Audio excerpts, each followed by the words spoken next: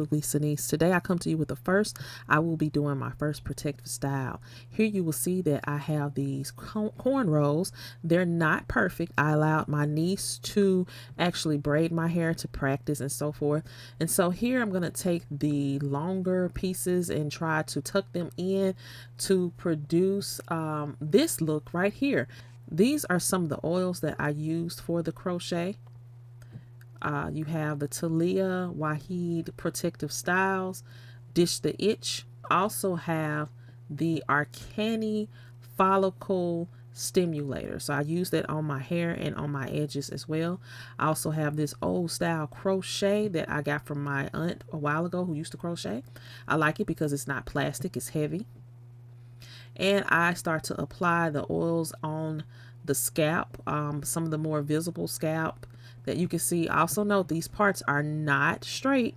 I wasn't really trying to attain that. I just wanted to get my hair braided the best way possible. So I am applying the oil to my scalp, to my roots. Then I also go back and apply the Arcani on the edges.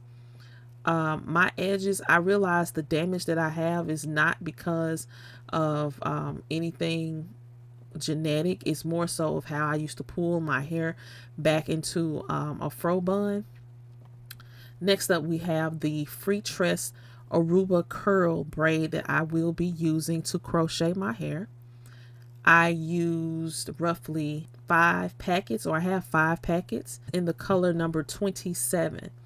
I also purchased another pack of hair in the same curl pattern, but it's the TP427. I purchased 1 pack of that to just kind of mix in. So here I am taking the hair out of the package. It does come with a net, a hair net, to kind of keep the hair all together. And so this is how it looks stretched out. It is 20 inches. And so I'm just going to pull this apart just to show you that each hair or the hair bundle is already pretty much divided. What I usually do is I divide that piece that comes together. I'll divide it once I get closer to the top. But for the back, I will leave it as such. And so here I am separating. The hair. Some of it is kind of tangled up or so forth, but it doesn't matter. So I separate, and now I'm going to gather it and just kind of stretch it out and kind of make sure that the ends are even or not even. I'm not looking for perfection at all. I'm really, really, truly not. That's why I like doing my hair myself, because I'm not looking for that. Here, this is how I actually do the crochet. I put the loop in on the hook and divide the hair and put it through this loop. And I usually do it twice or once, and then the second time around I'll split the hair so that it just holds a little bit better. I've been wearing crochet styles now for over 10 years. I gave myself a 2-year break. The last time I actually had a protective crochet style was back in 2020 during the start of the pandemic. I think I wore that hairstyle for about a couple of months, and then I took it out and I decided to give myself a break. So here I've completed pretty much a section of the back. It's not done, but I am moving right along. My hair is really not braided the best, to be honest with you, but as I stated, I was not looking for perfection. I was just giving my niece the opportunity to braid on a human head versus a Barbie doll, or just a doll in general. So as I am working, I do have a way of trying to crochet the hair where I can try to attempt making it the invisible, where I have to kind of move my hand and my arm upward or what have you. And then, as I stated before, I take it through the loop and I just make it one time through, and I split the hair. So as you see, I have all of this pretty much added into my head. It's coming along. It's not perfect, but I have the majority of my hair crocheted at this point. You can see that my roots are, of course, darker than the hair itself.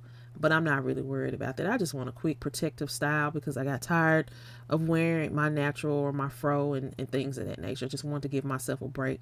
So here I'm trying to clear out some of the frizz and cut.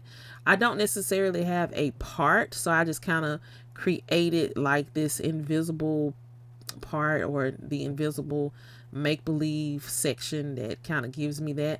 And this is how it looks in the back. I do have some other fillers that I'm going to fill in, but right now I'm going to work on my edges. So I'm going to put the got to be glued, something that I was just trying. I am a connoisseur of edge control.